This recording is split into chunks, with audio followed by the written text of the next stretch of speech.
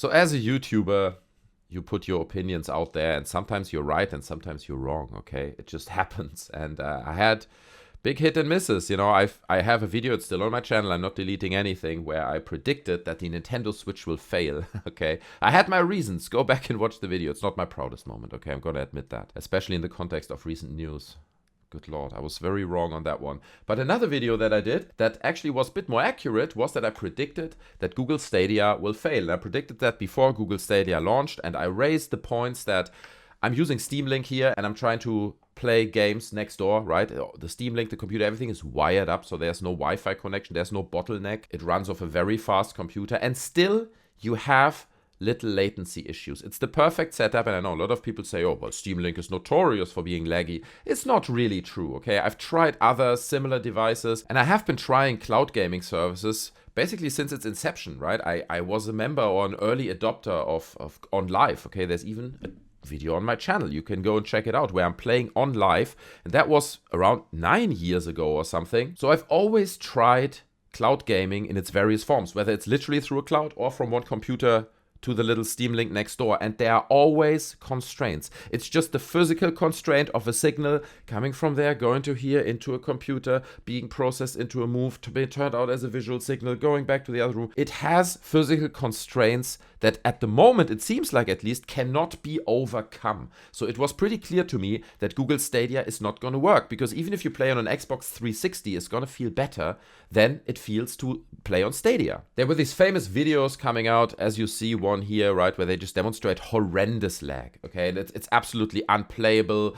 It wasn't as bad everywhere, and probably the Google Stadia tech is still one of the better cloud gaming techs out there, but it was clear from the beginning that this tech is not there yet, and I thought, maybe if they keep it going for 5, 6, 7 years, maybe we're coming to a point where it's possible. Now the news has broken that Google reportedly is secretly, quietly ditching Stadia. Now, they're not shutting it down. This doesn't mean they're giving you a date where they're going to literally end Stadia. That's not the news, but they have kind of demoted Stadia internally as a project. It's not on the top of the priority list anymore. They're going to now try to sell Stadia tech in what they call lucrative deals to other companies. So they're essentially salvaging Google Stadia. That's what they're doing. That's the strategy at this point. And we have to be aware that Google is notorious for doing things like that. They had their stab at Facebook, for example, with Google Plus, where they tried to establish themselves as like a social network in that kind of space. That failed miserably. And they also, I'm not sure how many billions of dollars they pumped into Google Plus, but then they're shutting it down as if it's nothing. And there are more examples like that. Google is notorious for launching these projects, pumping money to them, and then shutting them down if they don't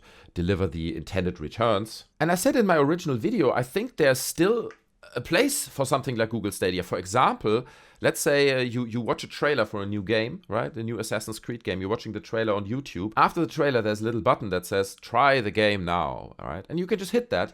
Instantly launches like a Google Stadia mini client, and within 5 seconds, you're in the game. Okay, you get a little demo that's obviously running off the cloud, and there will be a little warning that says this is cloud gaming. There will be some kind of input lag potentially depending on your internet connection, but then you can try the game right after a trailer. I think it's great tech right now to bring these kinds of experiences to life, but it just doesn't work when you try to play competitive games even from one room to the other. Right, it works fine for casual little jump and runs, platformers and stuff like that. A lot of indie titles I'm playing next door. It works perfectly through Steam Link. But for anything that's competitive, it just... I keep predicting this for now. I stick to my word. I don't think this is going to happen in the near future. Even we all have like really fast bandwidth, and we like increasingly getting faster internet in more places. To really make it competitive with local gaming on a machine that's right next to you, it's still a long, long way to go until we have a product that could remotely even work in that regard. And I remember it's so annoying, like I wanted to try Stadia, right? So I go to their website when it launched, and not only do you have to sign up and blah, blah, you also have to pay, you have to buy a game. There is no game, or at least nothing that I could find where it could just say, try the game, right? Like launch now, kind of like I described with like trying a game after a trailer, because that's the real amazing feature of Stadia. It is that you can instantly, without installing, without downloading, instantly start a game, control it, interact with it. Anyway, Stadia's going away. I'm pretty sure it's going to go away. At some point, we're going to hear about a date where they discontinue it, and it just sucks for people who have built their library on Stadia. I mean, there are not that many people out there, I'd imagine, but most games I believe, were full price unless you're in this pro subscription mode or whatever. In that case, you pumped a lot of money their way anyway. So a lot of people out there, or there are definitely people out there who have a big library of games within Stadia that they in part probably paid money for. Sure, you can say these people, fell for the trap. Okay, they paid the price. They got to play the games, right? So they paid the price for these games, and now it's gone. It's always a risk. It's probably somewhere in the small printed, in the T's and C's, or something that the platform might go away. Well, now it does, and these people are just screwed. That's why it's so important to be careful where you purchase your games as well, right? I mean, any digital purchase bears that risk. That, I don't know if Steam will still be around in 20 years. Who knows? I plan to give my Steam library to my son one day, with all the games that we had, and hopefully they're all still available. But who knows if that platform will still be around. There's just no guarantee. And you always have to consider that when you buy games, on PC at least, buying games as a physical disc is, I don't know, do people still do that? I don't think anyone is really doing that anymore. I think the last game that I bought was Titanfall 1.